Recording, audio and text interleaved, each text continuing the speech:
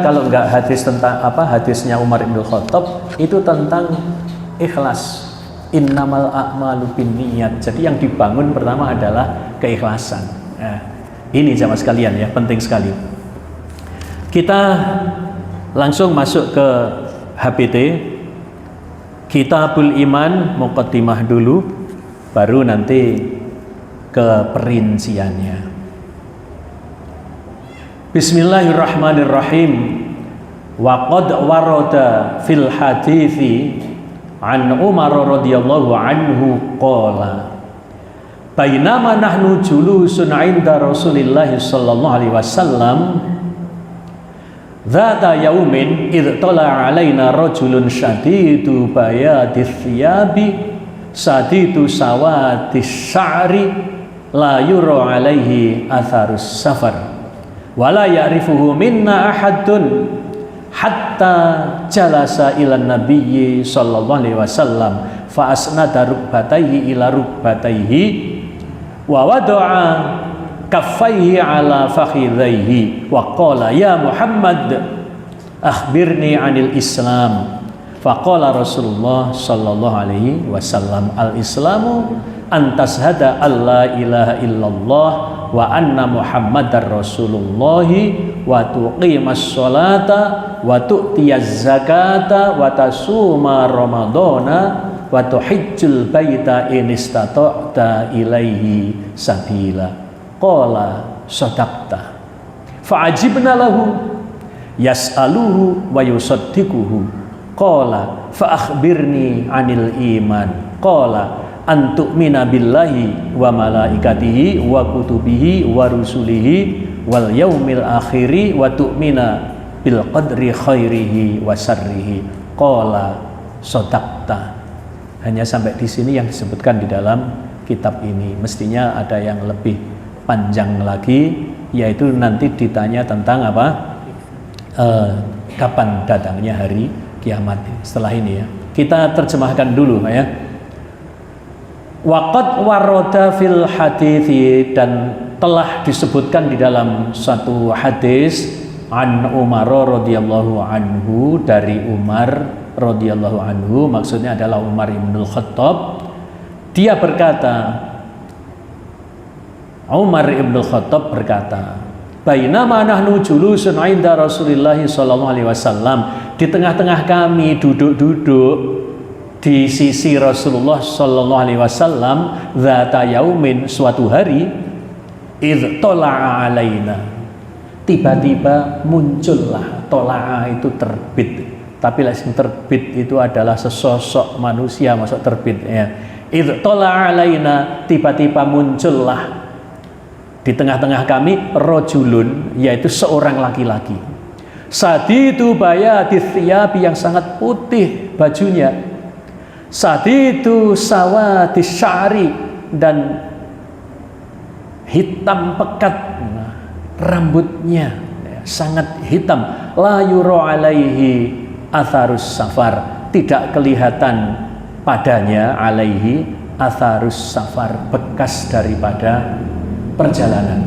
Artinya berarti wong suweger datang itu bajunya sangat putih bersih, rambutnya itu mengkilat hitam, tidak kelihatan, la yura alaihi atharus safar, tidak ada bekas, tidak kelihatan kalau dia itu orang dari bepergian. Berarti orangnya itu seger ya. Lek orang bepergian kan lusuh ya, lusuh gitu ya. Lah ini orangnya wah mantap ya, segar gitu ya. Kayak panjenengan kan sekarang bukan orang yang safar semuanya, makanya seger-seger semuanya ya. Baunya wangi, habis mandi semuanya kan gitu ya. Wala ya'rifuhu minna ahadun, dan kami, kata Umar bin Khattab, kami semua yang hadir itu satu pun tidak ada yang mengenalnya, tidak ada yang mengenal orang yang tiba-tiba muncul di tengah-tengah para sahabat. Hatta jalasa ilan nabiyyi sallallahu alaihi wasallam, sehingga dia itu duduk di dekat Nabi atau mendekati Nabi sallallahu alaihi wasallam. Fa asnada rukbataihi ila rukbataihi, maka dia itu kemudian merapatkan kedua lututnya ya, kepada kedua lutut Rasulullah, gitu. Wa wada'a kaffaihi ala fakhidhaihi, kemudian meletakkan kedua telapak tangannya di atas kedua paha Rasulullah sallallahu alaihi wasallam. Wa qala, kemudian si laki-laki yang muncul tadi itu kemudian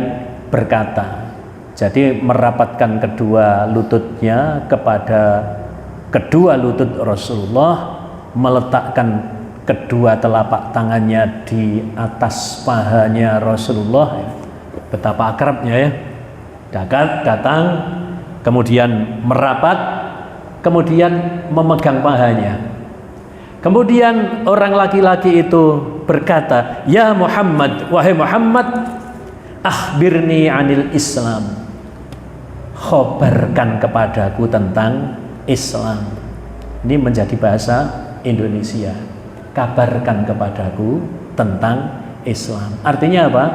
Terangkan kepadaku tentang Islam. Faqala Rasulullah sallallahu alaihi wasallam, maka bersabda Rasulullah sallallahu alaihi wasallam, al-islamu an tashhada alla ilaha illallah. Islam itu ialah kamu mempersaksikan, ya, tashhada, taknya itu adalah anta, ya. Tashhada alla ilaha illallah, kamu menyaksi atau mempersaksikan bahwa tidak ada ilah, tidak ada Tuhan illallah kecuali Allah, wa anna Muhammadar Rasulullah, dan bahwasanya Muhammad itu adalah utusan Allah. Jamaah sekalian, ini disebut dengan apa? Syahadatain. Yang pertama itu adalah menafikan dulu, yaitu kalimat la ilaha. Tuhan itu tidak ada. La ilaha ini adalah menafikan. La ini adalah la nafiyah. Kemudian illa ini adalah itsbat, menetapkan. Ya, illa kecuali Allah. Maka jamaah sekalian, ya termasuk nanti ibadah. Ibadah itu hukumnya haram, kan gitu ya. Ibadah itu hukumnya haram kecuali, kan gitu ya. Jadi al-ibadatu tahrim, ya. Bentuk peribadahan apapun hukumnya adalah haram, kan begitu ya. Illa ma dallat dalilu ala masru'atiha, kecuali ada dalil yang menunjukkan atas disyariatkannya. Maka lek ngarang-ngarang bentuk ibadah ya haram, kan gitu ya. Demikian juga ini, pertama menafikan dulu, ilah itu tidak ada, Tuhan itu tidak ada. Jadi berarti kan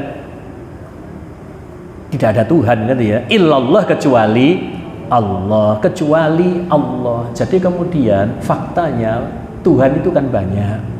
Faktanya Tuhan itu banyak. Bahkan pada zaman jahiliyah kalau berdoa, wahai Tuhan, Tuhan penguasa Ka'bah, kan begitu ya. Kalau berdoa, berarti Tuhannya banyak, bahkan dipatungkan, ya, menjadi apa? Berhala. Berhala itu jangan dikira batu, orang itu menyembah batu itu, jamaah kaum muslimin, bukan menyembah batu. Kan gimana ya orang itu membuat patung dari batu kemudian disembah-sembah sendiri, bukan. Tapi itu semuanya ada sejarahnya. Ada sejarahnya. Lata, Uzza, semuanya ada sejarahnya. Jadi seperti sekarang pun ada agama yang menyembah patung. Sebetulnya bukan menyembah patungnya, tapi menyembah siapa? Sang Buddha, Siddhartha Gautama, kan gitu ya. Maka Lata, Uzza siapa dulu? Lata, Uzza nama orang yang soleh. Lata, Uzza itu nama-nama orang yang soleh. Nanti zaman ini pun akan ada seperti itu. Ya. Orang-orang yang soleh itu sangat dicintai oleh umatnya. Semua fatwa-fatwanya didengar, menjadi panutan dari umatnya. Kemudian orang soleh itu wafat. Maka setelah wafat, jamaah sekalian, maka orang-orang umatnya itu kemudian kehilangan, kan? Kemudian ia merindukan sosok-sosok yang dijadikan tokoh itu nggak seperti zaman biyen ya, si A, si B, si Lata, si Uzza. Maka kemudian setan berbisik. Setan berbisik, gampang. Kalau kamu ingin tetap bersama dia, buatkan saja patungnya. Lah, patung-patung itu tidak harus bentuk patung kalau sekarang. Bisa berupa apa? Kuburan. Bisa berupa apa? Kuburan. Karena tokohnya itu sudah meninggal. Nah, karena sangat dicintai, fatwanya sangat dianut, maka kemudian dikultuskanlah apa? Kuburannya sampai jaluk-jaluk nenggone kuburan orang itu, katakanlah wali misalnya, yaitu bentuk berhalanya adalah kuburan. Kalau misalnya ngalap berkah, minta berkah kepada orang yang sudah dikubur. Jadi Tuhan itu banyak, akan tetapi oleh akidah kita dinafikan dulu. Semua Tuhan itu tidak ada. Kemudian diisbatkan, ditetapkan illallah, kecuali Allah. Jamaah sekalian, zaman jahiliyah pun juga seperti itu. Berdoanya itu kepada Tuhan penguasa Ka'bah, itu Bani Hashim, ya, orang-orang Quraisy, kakek neneknya juga Nabi Muhammad. Abdul Muthalib itu kalau berdoa juga seperti itu. Wahai Tuhan penguasa Ka'bah. Tapi begitu yang dimaksud Tuhan itu adalah yang maha, dia menyebut siapa? Allah. Ketika Abruhah, gubernur Yaman, ya, bukan raja ya Abruhah itu. Abruhah itu gubernur. Kenapa? Yaman itu jajahannya Romawi. Rajanya adalah raja Romawi. Maka yang ada di Yaman itu adalah gubernuran. Lah Abruhah itu membuat rumah ibadah yang sangat indah untuk dihadiahkan kepada raja yang ada di Romawi. Tapi dia tidak puas sebelum orang-orang ibadah itu ke rumah ibadahnya, ke gerejanya itu. Tapi ternyata orang-orang Yaman pun ibadahnya masih datang ke Mekah haji. Maka sakit hati Abruhah. Kok wis digekno rumah ibadah sing apik kaya ngene kok jek nyang batu kuno ning Mekah. Maka kemudian berharap, bertekad untuk menghancurkan Ka'bah. Lah ketika Ka'bah mau dihancurkan oleh Abruhah, Abdul Muthalib ya apa doanya? Dia sebelum meninggalkan, kan umatnya disuruh pindah dulu ke bukit-bukit, ke gunung-gunung. Bani Hashim kosongkan itu, kampung-kampung Bani Hashim. Bangsa Quraisy itu minggir semuanya. Bagaimana doanya Abdul Muthalib sebelum meninggalkan Ka'bah? Dia memegang pintu Ka'bah itu.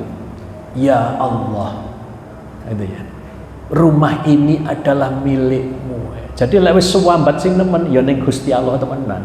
Bukan kepada Tuhan penguasa Ka'bah, kepada Allah. Ini adalah rumahmu, kalau engkau berkehendak bertahan, rumah ini akan aman. Tapi kalau engkau berkehendak hancur, rumah ini akan hancur juga. Tapi ternyata Allah melindungi. Ini jamaah kaum muslimin. Yang pertama adalah syahadat ini, ya.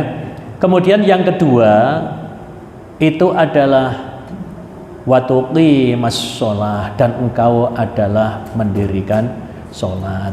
Al-Islamu, Islam itu syahadat, kemudian sholat, kemudian watuqtiyaz zakah, yaitu menunaikan.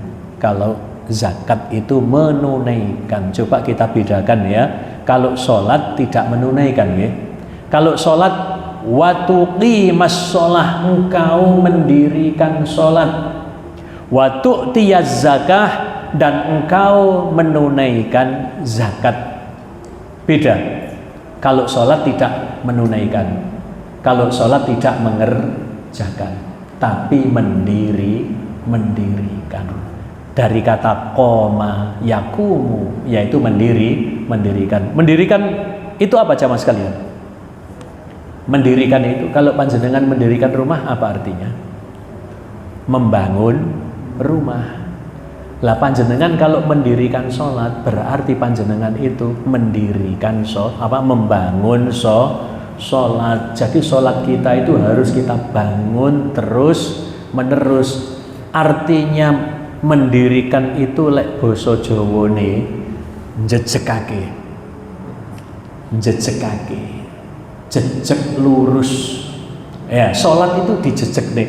Lah tanda sholat itu jejek, itu adalah khusyuk. Lah bangun sholat itu bangun kekhusyukannya. Di antaranya dengan jalan apa bangun kekhusyukan? Panjenengan ngerti apa yang kita ucapkan. Jadi bukan hafal di luar kepala. Lek panjenengan sholatnya masih hafal di luar kepala, segera ditarik ke dalam hati. Nah, ini bangun sholat. Jadi kalau panjenengan berdoa menghadap kepada Allah sholat itu, dialog dengan Allah, ihdinas siratal mustaqim. Dalam hatinya apa?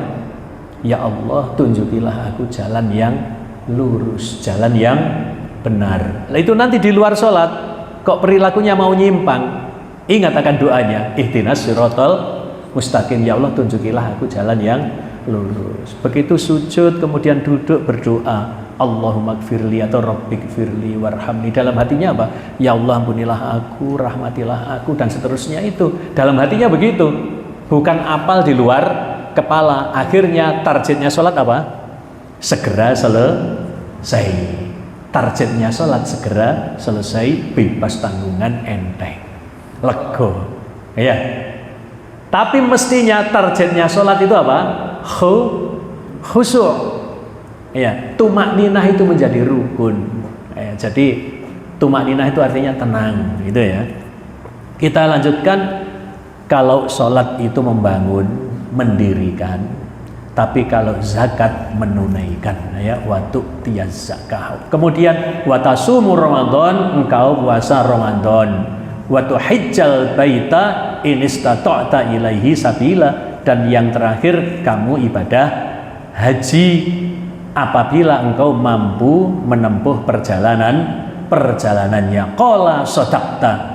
Lah orang laki-laki yang ganteng tadi itu, yang bajunya putih, sangat putih, rambutnya hitam, sangat hitam, seger, tidak kelihatan kalau dari perjalanan, malah mengatakan setelah diterangkan oleh Rasul, Islam itu ini tadi itu ya. Begitu selesai Nabi menerangkan, orang laki-laki itu mengatakan, shadaqta, kamu benar. Kira-kira bagaimana para sahabat? Umar bin Khattab mengatakan, fa'ajibna lahu, aku heran kepadanya. Ta'ajub, fa'ajibna lahu, aku heran kepadanya. Yas'aluhu wa yusaddiquhu, dia yang bertanya tapi dia membenarkan. Lek panjenengan ada orang begitu ya Pak, sombong menurut sombong ya, mari teko bener kamu. Wah ini kan ya, ini tapi ini kan sebetulnya nanti siapa? Malaikat kan gitu ya.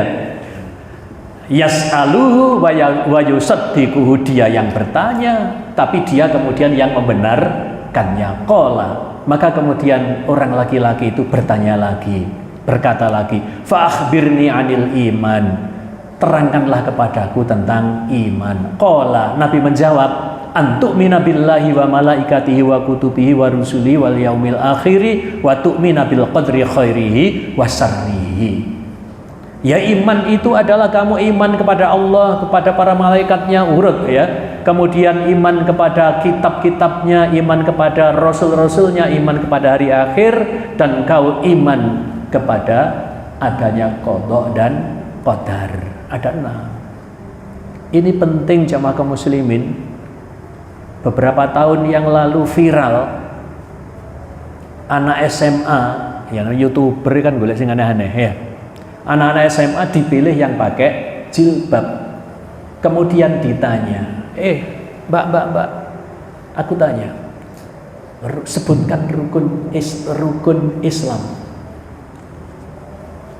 Dia tertawa. Apa ya? Cekikian sama teman-temannya. Bayar zakat kali. Coba rukun Islam yang pertama apa ya? Bayar zakat kali. Nah, itu kemudian setelah viral banyak komentar di bawahnya. Ya siapa yang disalahkan? Ini hasil pendidikan sekarang. Itu sebuah SMA di Bandung gitu. Melihat bahasanya itu sebuah SMA negeri lagi di Bandung. Akhirnya apa? Yang komentar di bawahnya, sopo guru agama nih. Terus kok anak SMA rukun Islam saja tidak tahu. Lah ini kan dasar sekali sebetulnya. Rukun iman itu ya gak roh, urutannya ya gak roh pisan. Mestinya urutannya adalah seperti di dalam hadis ini. Yang pertama adalah iman kepada Allah, iman kepada para malaikat-malaikatnya, iman terhadap kitab-kitabnya, iman kepada para rasulnya, warusulihi. Ingat, bukan warasulihi, tapi iman kepada rusulihi, bentuknya jamak, iman kepada rasul-rasulnya. Maka umat Islam itu mengimani kepada setiap rasul. Maka jamaah kaum muslimin, tidak ada potensi orang Islam itu menista atau melecehkan seorang rasul pun, karena kita mengimani semua rasul. Nabi Isa kita imani, malah kita sebut alaihi salam. Tapi kalau agama selain Islam ada potensi untuk melecehkan Nabi Muhammad. Kenapa? Mereka tidak mengimani kenabian Nabi Muhammad, otomatis tidak mengimani Al-Quran. Maka di Paris, Perancis, itu ada yang namanya majalah 2 mingguan, yaitu Charlie Hebdo. Itu yang paling sering melecehkan Nabi Muhammad. Dia membuat karikatur tentang Nabi, tapi Masya Allah isinya adalah melecehkan Nabi Muhammad. Coba, Al-Quran dibakar, itu kan kalau misalnya orang Islam ada yang bakar kitab selain agama Islam? Nah, tidak ada. Dan yang dijadikan bahan pelecehan itu mesti Islam ya. Kenapa? Islam adalah agama yang paling toleran, agama yang paling tasammuh. Coba di belahan bumi manapun, kalau Muslim itu minoritas, dibantai orang pakai jilbab dibully apa tidak? Dibully. Tapi ganti kita Muslim, orang Barat kesini dihormati. Coba sampai neng Bali nggak ikan cutok lu jadi dihormati. Jadi kan hormati ya, Masya Allah. Artinya tidak dibully. Ya, dengan mereka berpakaian seperti itu tidak dibully ya. Tapi coba yang pakai berukut jilbab malah dibully, ono sing ditawarik, ya kan? Seperti itu di luar negeri sana ya, tidak di Indonesia. Setelah dijawab itu, kemudian orang laki-laki itu mengatakan, sodakta, kamu benar. Ajibna, kata Umar bin Khattab, aku heran, dia yang bertanya tapi dia yang membenarkan. Sampai di sini ini diputus di dalam hadis ini, di dalam HPT ini ya, mestinya masih panjang ini ya. Maka kemudian seorang laki-laki itu mengatakan, mata sa'ah, kapan tibanya hari kiamat. Nah, Nabi mengatakan, orang yang ditanya tidak lebih tahu daripada yang bertanya. Setelah itu hilang. Nah, setelah dijawab begitu, kalau demikian berikan tanda-tandanya kiamat, diterangkan oleh Nabi tanda-tanda datangnya hari kiamat. Setelah itu hilang. Maka kemudian semuanya tertegun kan. Umar bin Khattab juga mengatakan ajibna tadi itu. Kami sangat heran begitu ya. Maka setelah hilang itu kemudian Nabi mengatakan ya, tahukah kalian siapa orang tadi?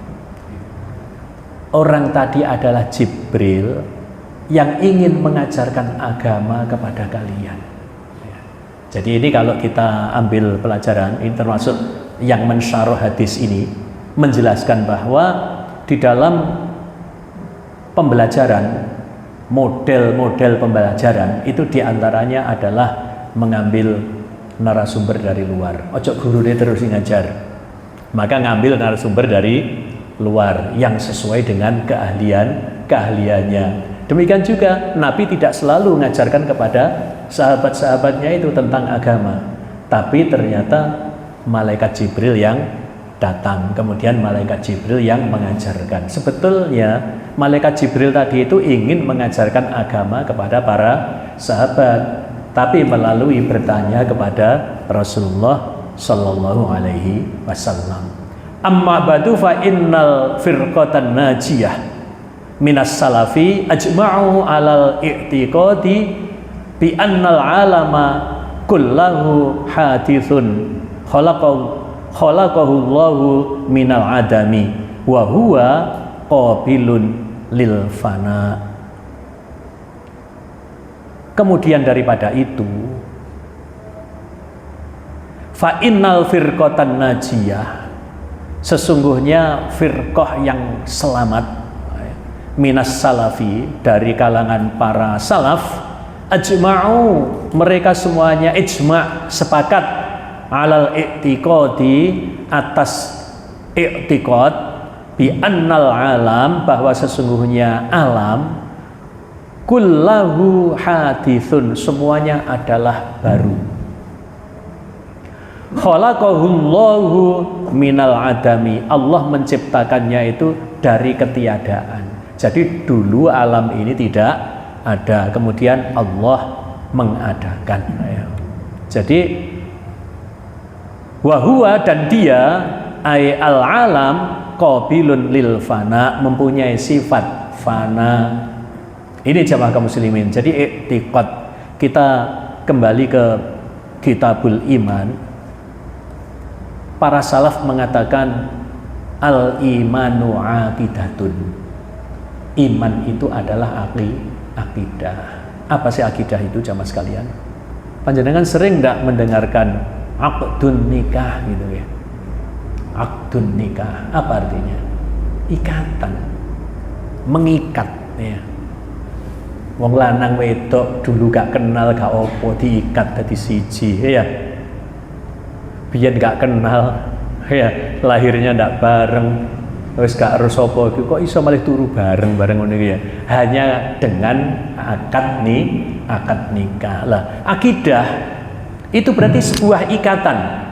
Maka al-imanu aqidatun, iman itu adalah sesuatu yang mengikat. Jadi kalau panjenengan iman kepada Allah, berarti terikat dengan Allah. Kita iman bahwa Islam ini adalah ajaran yang benar, kita terikat dengan syariat Islam. Maka al-imanu aqidatun. Para salaf mengatakan seperti itu. Iman itu adalah akidah. Maka dikatakan fahuwa idzan yazidu wa yanqus. Maka dengan demikian iman itu kadang naik dan iman itu kadang kala berkurang, turun. Bahkan mungkin iman itu bisa hilang. Lah murtad itu ya, iman kadang naik. Apa indikatornya iman itu naik? Amal solehnya banyak.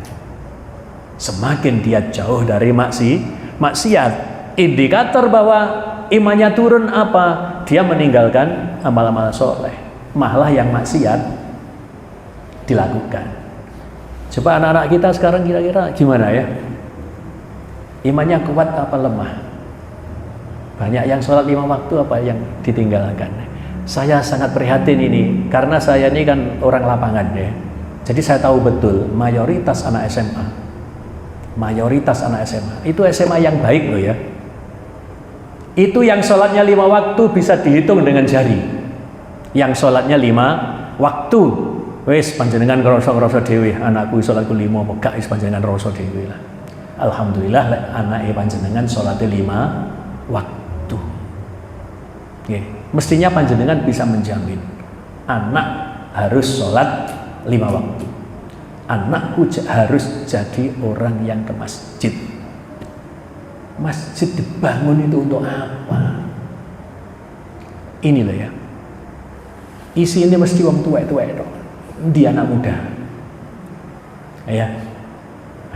Ini. Banyak godaannya, ya kan? Ada setan gepeng ini termasuk ya. Kotak gepeng ini ya HP. Oh lah itu gak anak-anak tok, ibu-ibu juga gitu mboten. Bu, nggih Bu. Akrab lebih dekat mana panjenengan dengan suami dengan HP? HP nggih.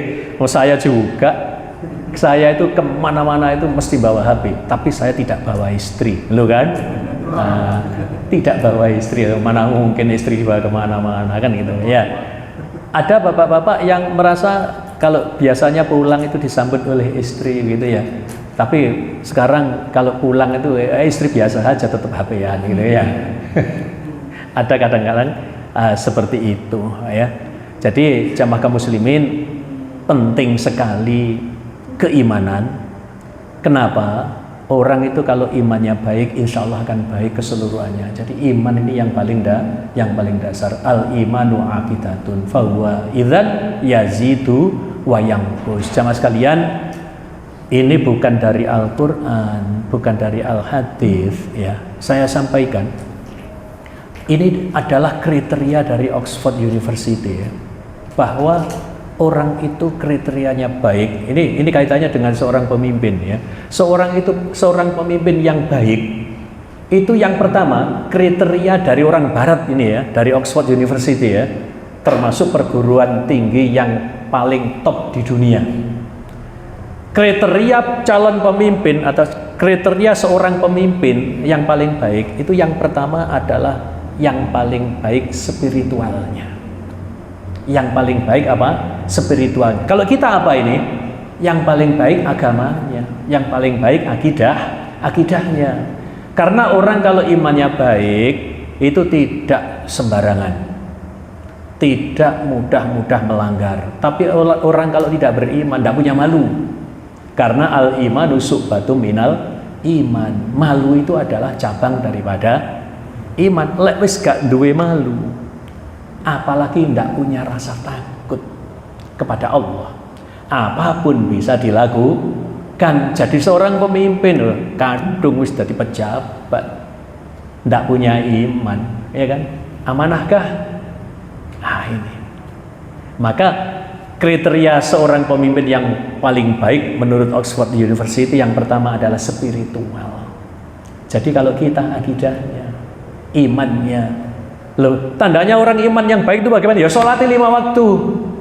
Lek gak sholat, gak iman. Keren nih pokoknya. Iya. Kenapa? Al imanu tasdiqun bil qalbi. Nah, ini balik neng iman. Pokoknya diulek-ulek iman dhisik nggih. Al imanu tasdiqun bil qalbi. Iman itu adalah membenarkan dalam hati. Percaya. Wa iqrarun bil lisan, dan diikrarkan dalam lisan, syahadat tadi itu. Kemudian wa amalun bil arkan, yaitu diamalkan dalam bentuk amal-amal perbuatan. Lek jari beriman kok gak sholat, ya wis tondone tidak beriman. Bahkan kereng maneh kan, al farqu bainal mukmin wal kufri tarkus sholat. Ya, yang membedakan orang itu beriman atau kafir ya, itu adalah meninggalkan sholat. Jadi tondone orang itu beriman kalau orang Islam ya sholat. Artinya itu adalah warkanun wa amalun bil arkan, yaitu diamalkan dalam bentuk-bentuk amal perbuatan. Yang kedua, pemimpin yang baik itu adalah fisikalnya, ya, kesehatannya paling baik. Calon pemimpin, ya. Seorang pemimpin yang paling baik itu adalah kesehatannya, fisiknya yang paling baik. Yang ketiga, intelektualnya. Dalam Islam lebih jelas lagi, sidik, amanah, tablek, fatonah, cerdas intelektualnya. Ya ini. Kemudian yang keempat adalah relasinya paling luas. Kalau presiden berarti relasinya harus dunia. Jadi kalau ketemu dengan presiden-presiden lain, ketemu yang kecuas lah ngomong biasa aja, pede. Bukan begitu jejer sampai presiden lain terus meneng ini. Gak iso ngomong ya gak iso ngomong ya kan. Tapi kalau relasinya paling luas, ya harus biasa. Tingkatnya dia memang internasional. Dan yang terakhir, yang kelima itu adalah emosionalnya yang paling stabil. Rek, ini bukan kampanye, wis lewat kampanyenya. Ini tidak terkait dengan kampanye. Ini adalah secara umum bahwa seorang pemimpin yang terbaik itu satu. Ini tadi kan kitabul iman, bab iman. Pemimpin yang baik pun itu yang pertama adalah spiritualnya. Kata orang Barat, spiritualnya. Panjenengan kalau milih teman terdekat, siapa teman terdekat? Mas Ronald, siapa teman terdekatnya? Istri. Ini misterius kok memang istri itu. Orang dulu tidak kenal sama jadi terdekat kok ya. Yang dipilih teman terdekat itu apanya? Agamanya. Iya. Yang dipilih adalah apa? Orang dinikahi itu dipilih karena apa? Agamanya. Nabi mengatakan apa? Wanita almar'ah, wanita dinikahi itu yang pertama adalah li jamaliha. Performanya kan ya, cantiknya, gantengnya kan gitu ya di sisi lain kan ya. Yang kedua li maliha. Karena hartanya, ya mesti ae milih duwe bojo sing sugih daripada sing gak duwe apa-apa. Paling tidak anake wong sugih. Lah gitu ya. Yang berikutnya adalah lihasabiha, keturunan baik-baik. Nasabnya baik. Kemudian lidiniha, yaitu karena agamanya. Nabi menekankan yang agamanya ini meskipun disebutkan yang terakhir. Lah kalau teman terdekat saja dipilih itu agamanya. Apalagi al-wali itu artinya selain kekasih, teman dekat. Al-wali itu artinya adalah pemimpin. Maka sebetulnya Ahok itu tidak salah loh ya, menjelaskan kitab apa?